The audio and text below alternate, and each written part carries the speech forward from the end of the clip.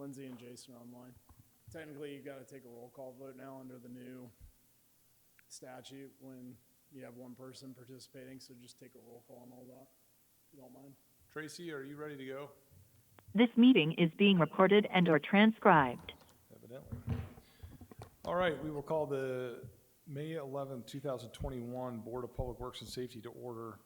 I don't see any announcements or presentations. I do know we have an additional item, but we'll address that under new business as we move forward. Just for the record, I believe we have Jason Meyer is on online with us, so, and Jeff and I are in attendance. With that, we'll move the consent. Hey, Jason.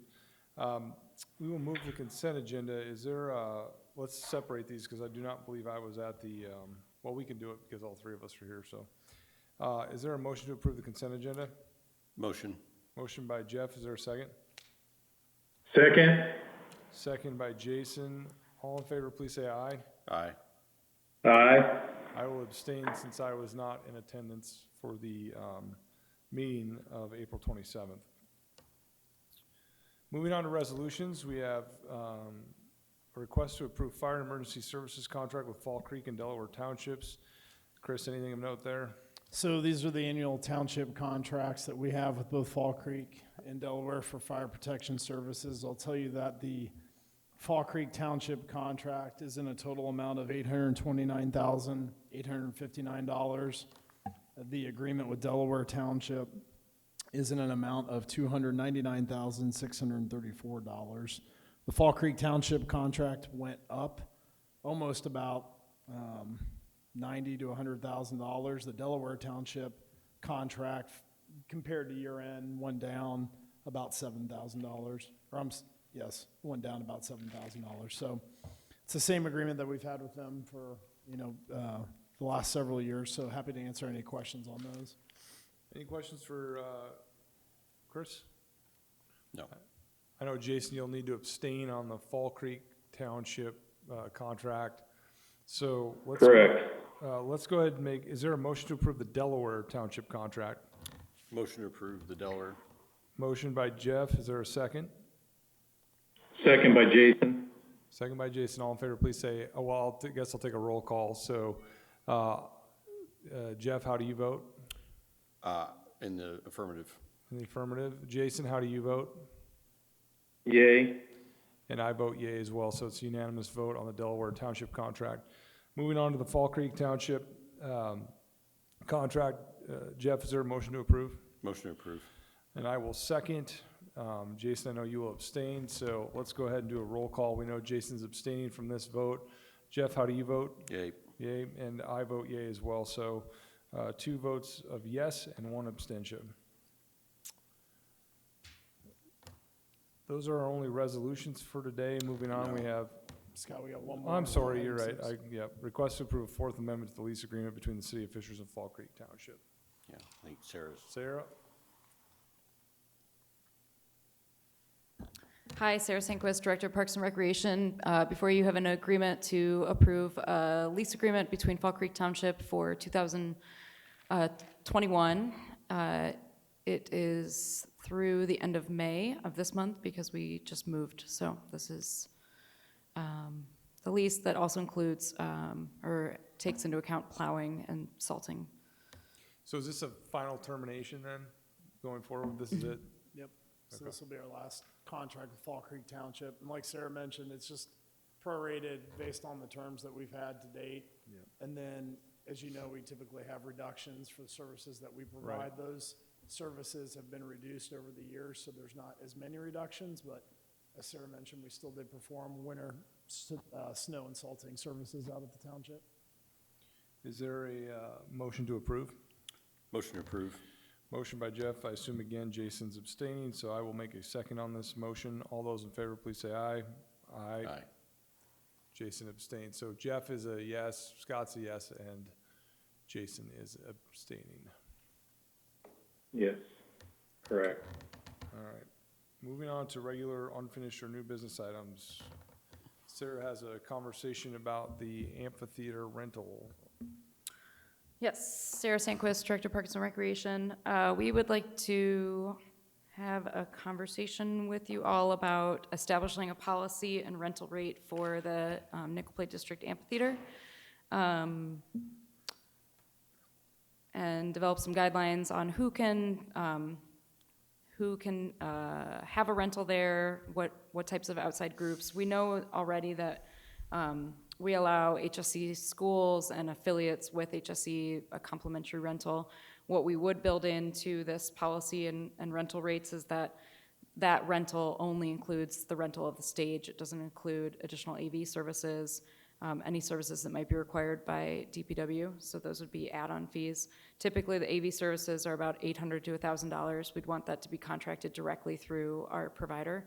And then the DPW services like fencing, barricades, and cones would come through the SEPA process, be established. The pricing through that would come through there, depending on what they'd need.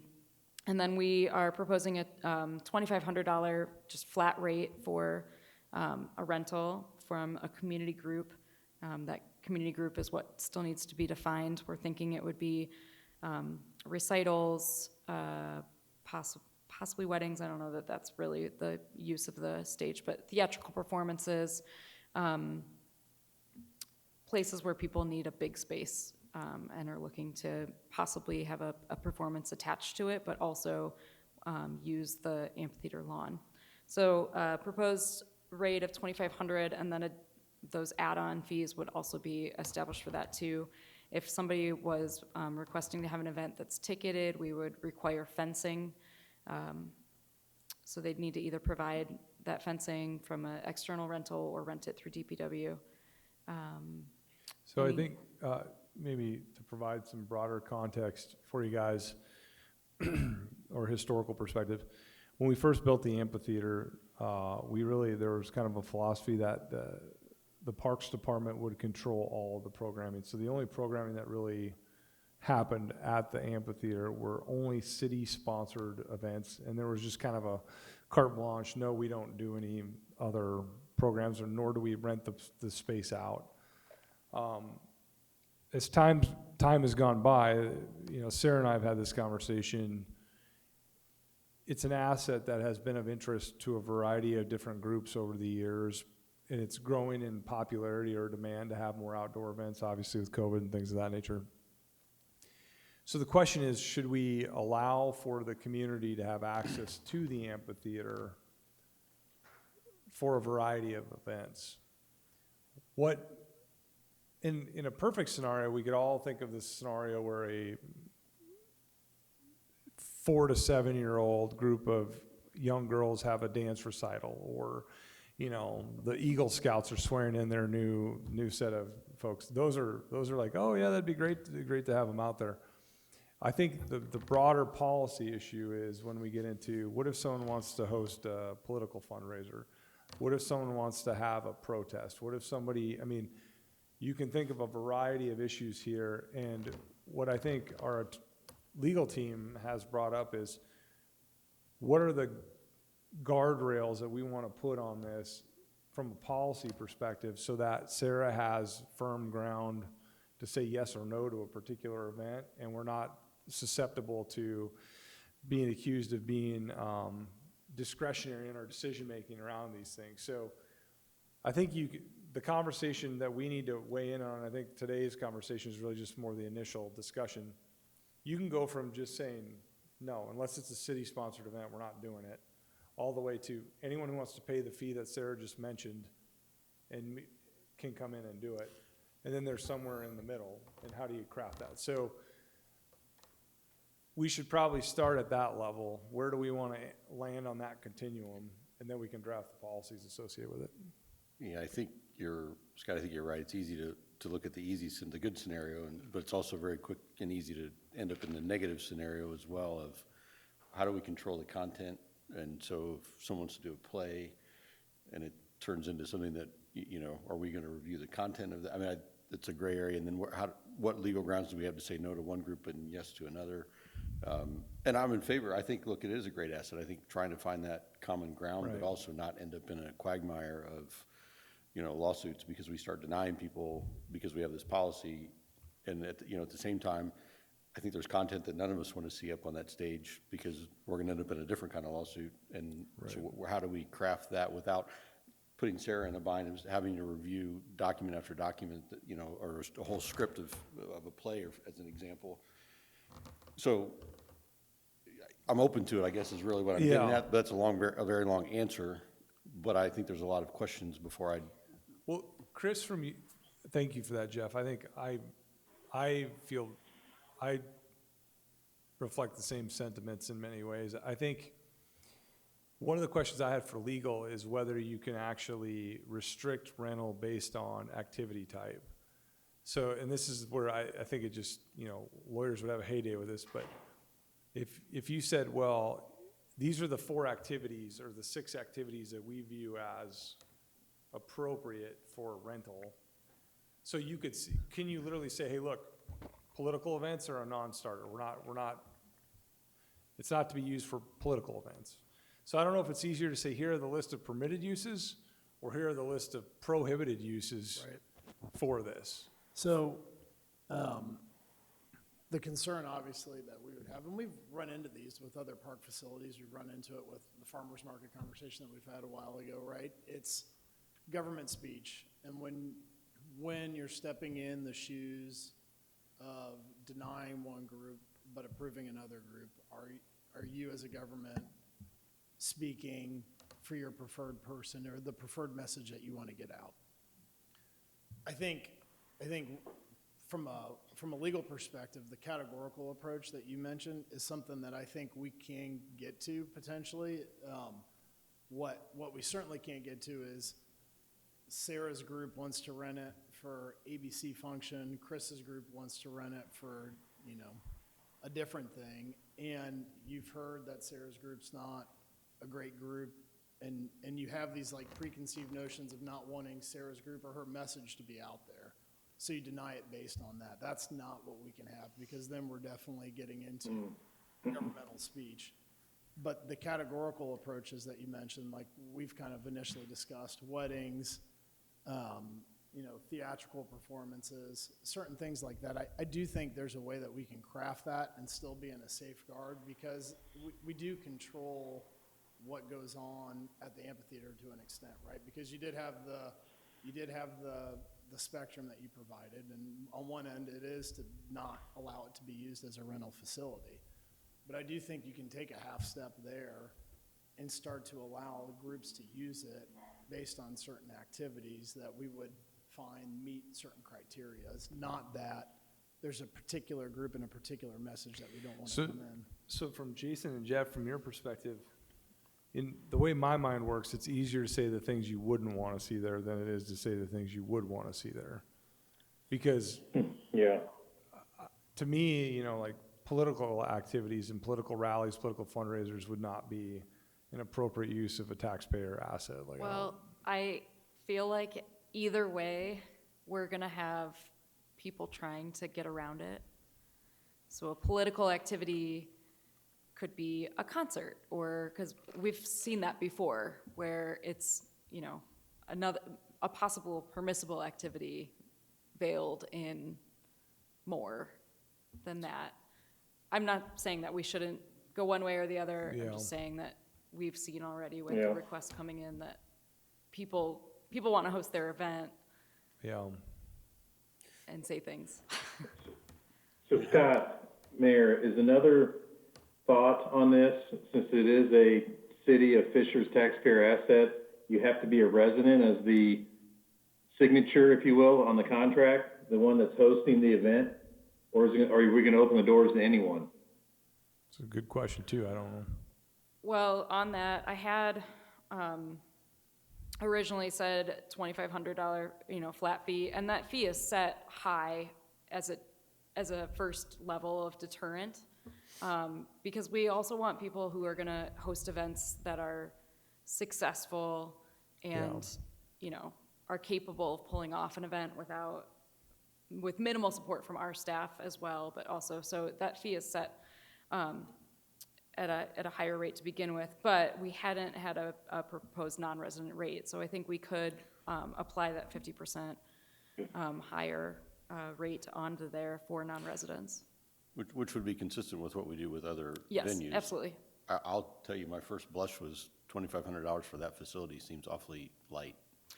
Like Whoa. I could feel really good about it being much higher, in part because of a deterrent. And then, Well, I mean, there's people in Fishers that could literally rent that out for like for $2,500 for a 40th birthday party and put a band on there for $2,500 and like Yes. have a pig roast and have an event. I mean, right, yep, absolutely. I'm fine with raising it as well, too. We did do some benchmarking of other, we looked at indie parks, we looked at Noblesville, we looked at other amphitheaters in the area, and this was significantly higher than they were all charging. So there is a, Oh, okay. so there's a trend in for other city-owned. Oh, yeah, everybody amphitheaters. else already has a policy. And do they have restrictions with respect to those facilities? I would imagine so. We didn't, we haven't done that side of the research It yet. would be interesting, I mean, since we're in what I view as the discussion phase, it would certainly be interesting to see Yeah. what their approach has been on that. One of the things that always saved us, whether it was black and white or not, what saved us like on sport fields, when people would come in, is just this general idea that we reserve the right to not rent it out due to stress or overuse. And that was one thing that we've always kind of fallen back on in the past is, hey, look, we still have the discretion to decide whether or not we're going to do this. Now, from a legal perspective, you have to apply that sparingly and appropriately so you have a rational nexus for why you said, hey, look, our fields are tapped out. And that's one thing that I think for us on this is just because we can rent it out, like during the summer months, if you were to talk to DPW, they would be the first to tell you, like, it's pretty well trafficked. Yes, I would agree with that completely, and the intent is not to book the amp Yeah. every single day, and obviously we want our events to have priority, Right. and we also want to be cognizant of every other department that is involved in maintaining the facility. Sure. So I think whatever language we put in this policy up front would be, hey, look, we reserve the right to preserve our asset and we'll filter these decisions based on that. So that provides a little bit of leeway in regard to this. But I still think there's a list of prohibited uses that we would just say, hey, look, we're not gonna do that. And I think, Sarah, you bring up valid points about like, yeah, you can say no political event, but what if someone puts a concert on and it happens to be a fundraiser for a political event?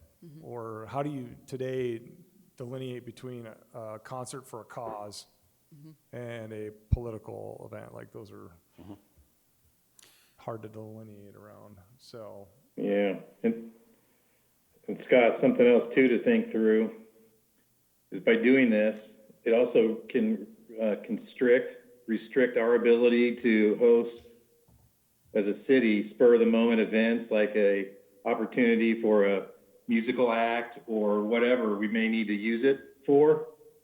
And then because it's already been booked by someone from the outside, so it could create restrictions for even our use because of an engagement that's been arranged.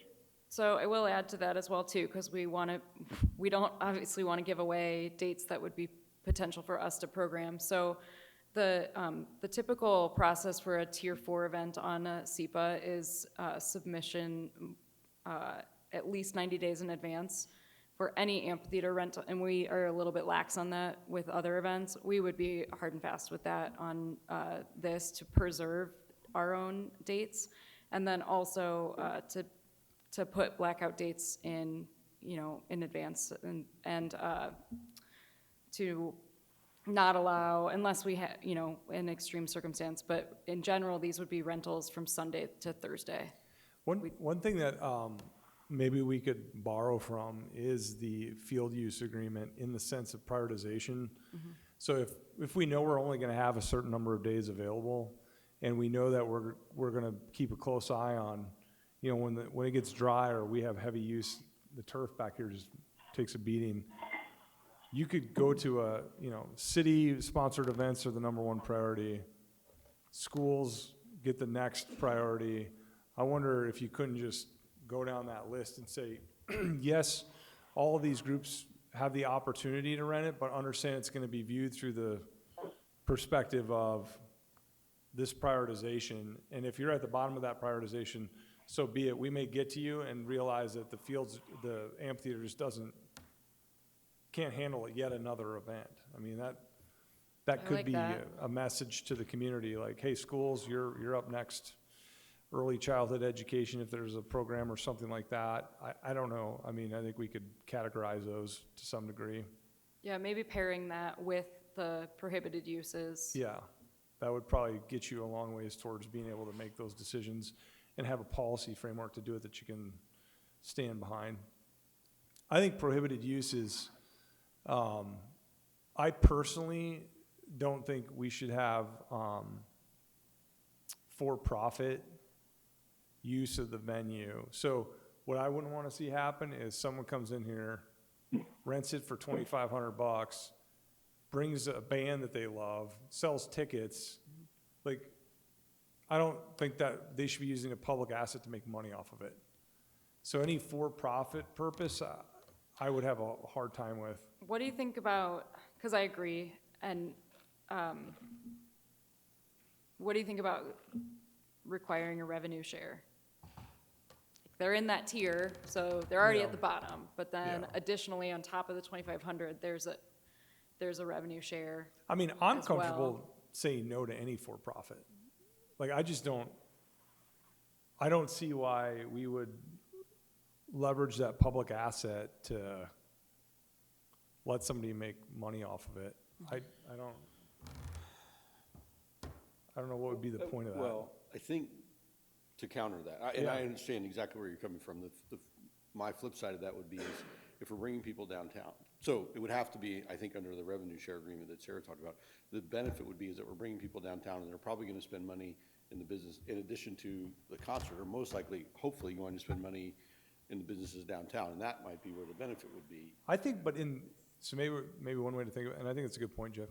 I think the way that I would look at that is that should be taken offline of this, and then Sarah, you would just sign like if you want them to put on that event and they're going to take the risk and they're going to make the money off of it, and there's some revenue share agreement or whatever. I don't know how that isn't just does become like a privatization of an event you're okay to have at the amphitheater. Well, I immediately thought of there's a beer festival that has been, asking several times about using the amp, and it's that exact example. But then I also think about like a 5K that wants to use the amphitheater space as their start and finish line Yeah. and post-party, where, they're definitely making a profit of some sort, but it's a community benefit in a Right. sense. I mean, I guess a beer festival is as well too, but then you're right, maybe we would just contract with them to co-host it or. Yeah. Yeah, thinking out loud, the concert, I mean, that's already a service, Sarah, that you and your team is already providing for the citizens. You're bringing in talented acts, restarted this year. You got it booked, the venue booked. It's free. Some of them are paid for the higher end acts. So we're already kind of facilitating those type of events. But I just don't understand if, a concert, why we wouldn't just do it ourselves anyways, unless you need a promoter. Yeah, I think it's more to what you mentioned, Sarah, and probably to Jeff's point, like, if there's a private group that wants to put on a beer festival and use the amphitheater, that's an advantage to have it downtown. Yeah. But I don't think in those scenarios it would be as simple as signing a simple agreement for $2,500 and then, like, those become more complicated arrangements anyways, I would think. Sometimes, I don't know. yeah. Yeah, I mean, I think that gets back to, what's the right fee for it, and then is there other structures based on the event, but still there's that list of acceptable and not acceptable events, and, while that one might be, we could wrap our head around that, or, or 5K, right? And say, oh yeah, sure, that sounds easy to some extent, but at the same time, it's a lot of traffic, it's a lot of use, and so does the 2,500 really cover the cost of the long-term maintenance of the amp and the grounds itself? Would it be inappropriate, Chris, to provide a different designation for profit entities where you just say, anyone that's nonprofit or in these categories, it's $2,500.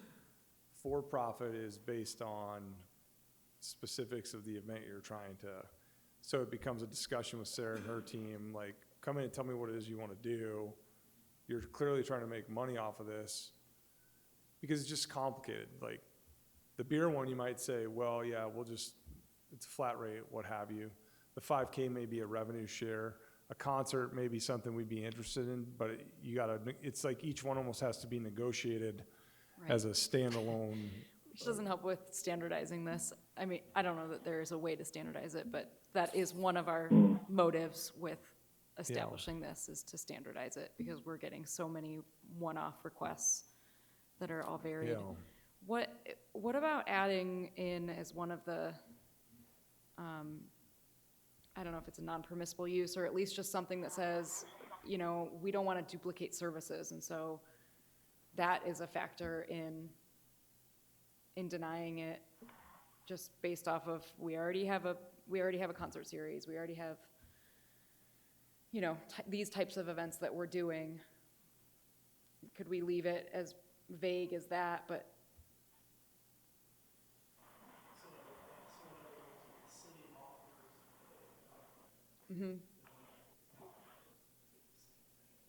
right. And I think that goes to this prioritization scenario too.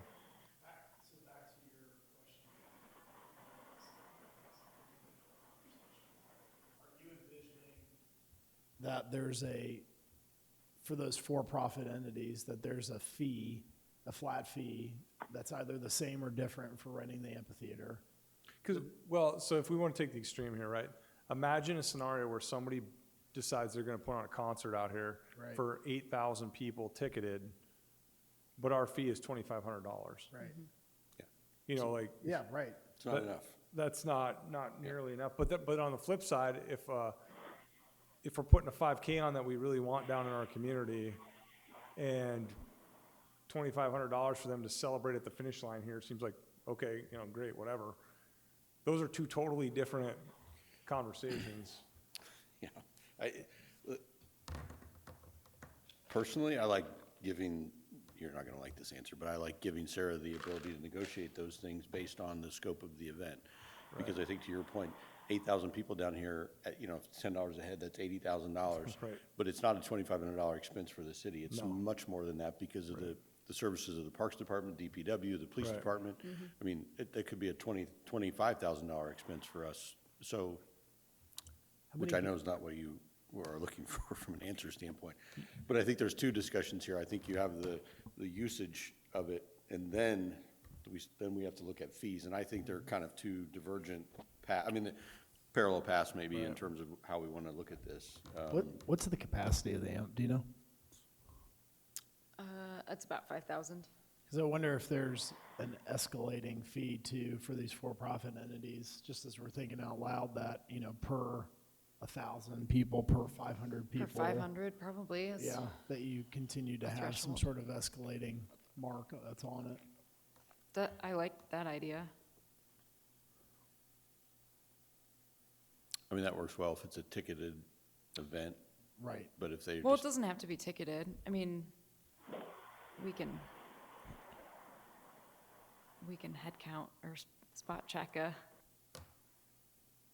you know, but that doesn't, we'd want to know that up front, right. and For these events, so that we could provide the adequate services for it. Sure. I mean, that would be the intent. as we're thinking through this, I know you had you had kind of like the à la carte of like services that could be provided. So like DPW could do the fencing and staffing.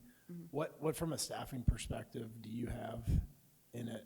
Is Parks in it from a staffing perspective with like monitoring? 'Cause Not yet, but we can. I'm thinking about just those questions on the follow-up of whether we have to spot check or how we incorporate that into the or somebody from the city is like doing a spot check on those. Yeah, I mean, this gets awfully complicated, and I think we've got to figure out how to simplify it to some degree.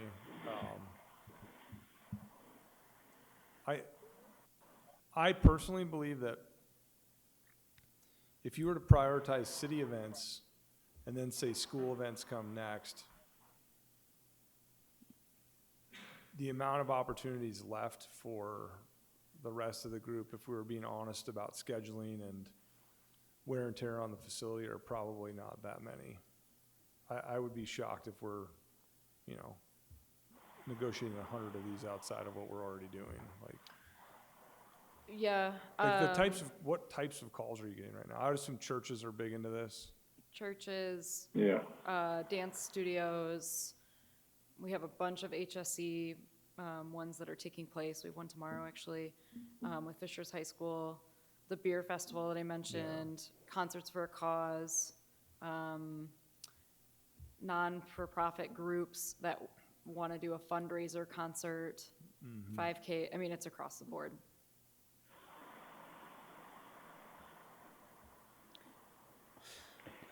And the dance studios, Scott would, you know, counter your for-profit discussion, because those all are, of course.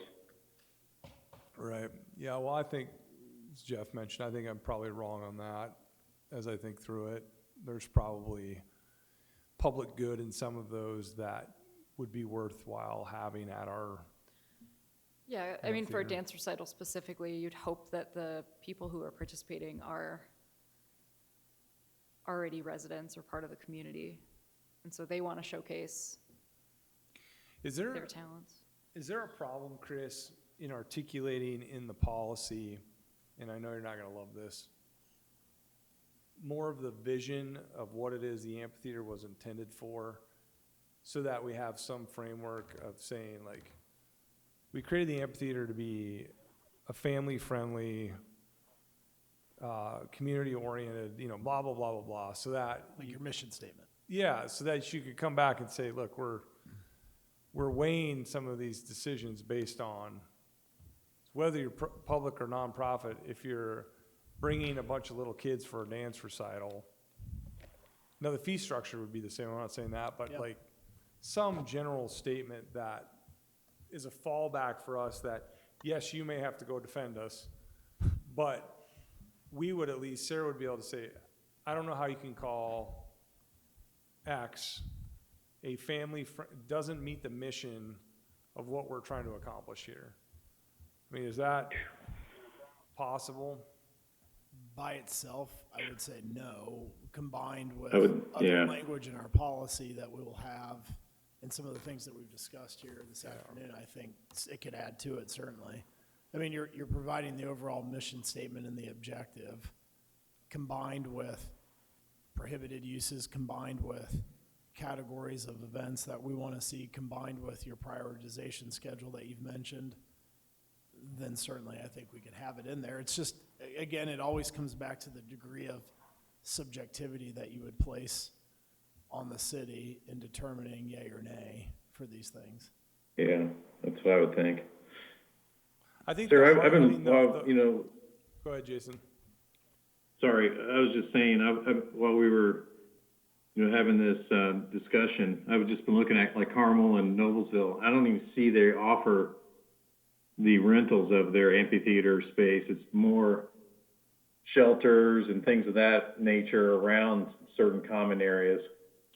It might not be listed. We were able to get rental fees for them, so it might be something Oh, similar okay. where you just call in and you're getting directed to a person, which is what our process is right now. I think the hard part here Gotcha. that we're all talking about is nobody would have a problem with someone hosting an event back there for breast cancer awareness, nonprofit for a cause. What happens when the KKK comes in and says they want to do a Klan rally back there? Like, Right. Yep, right. therein lies our, That's exactly what I was thinking. yeah. You're running through like all my like law school hypothetical Yeah. Yes. scenarios of Yes. First Amendment stuff. And really for government speech, I mean, that's where it's at, right? So, I mean, there are things. Time and that- manner, right? Yeah, time, place, manner restrictions, all those things. So, I mean, I think we can certainly try to put something together. Well, I think we've thrown out enough questions maybe or thoughts that you and Sarah can maybe come back with a first draft of something for us to react to about this. I mean, I don't want to overthink it, but at the same time, I've seen these things go really wrong when we haven't thought them through. Yeah.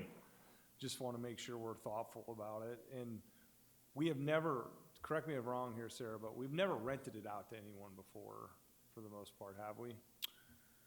I mean, we've had outside groups. We haven't, this year is the first year that we're charging. And we do have,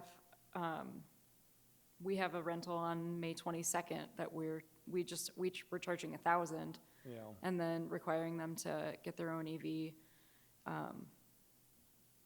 That was really where it started. We were getting this influx of calls all last year, you know, and then it's continued this year. And I think philosophically, Sarah and I have had this discussion where it's like, it is the residents of Fisher's asset. And if there's all this time where we're not programming it, it's hard to look a Fisher's resident in the face and say, you want your little kiddos to go have a dance recital out here, and we're saying absolutely not. Like, that doesn't feel right either. Yeah, and I think that's where we were at and feeling like we were getting all these calls, and it's like, well, it's available, you know. Right. We can, but then, I mean, that just like further opened the floodgates, like And to everybody Jeff's told their point- friends.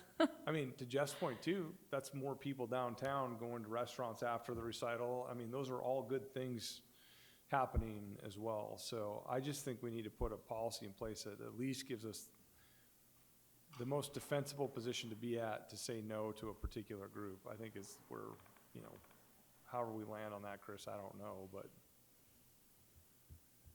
that's my thoughts. Jeff or Jason, anything else from your perspective on that? No, I think we've been able to share thoughts. I think we're kind of all in the same page, so. Yeah, good luck drafting that. Okay, we'll see you in a couple weeks. Yeah, go back to law school, Chris. Any additional items, Chris? Okay. Seeing none, is there a motion to adjourn? Motion to adjourn. Motion by Jeff, is there a second? Second. Second by Jason, all in favor, please say aye. Aye. Aye. Aye. Meeting adjourned. Thanks, Jason.